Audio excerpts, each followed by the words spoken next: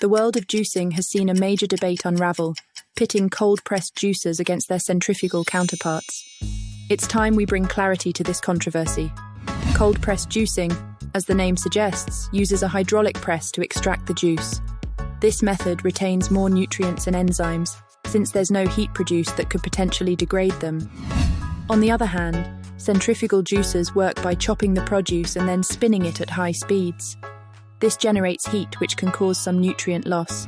However, while cold-pressed juicers might have the upper hand in nutrient retention, they are typically more expensive and slower than centrifugal juicers.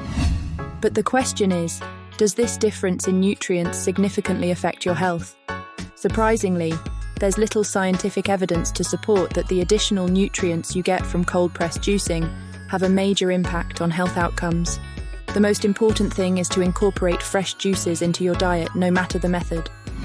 Remember, the best juicer is the one that you'll use regularly.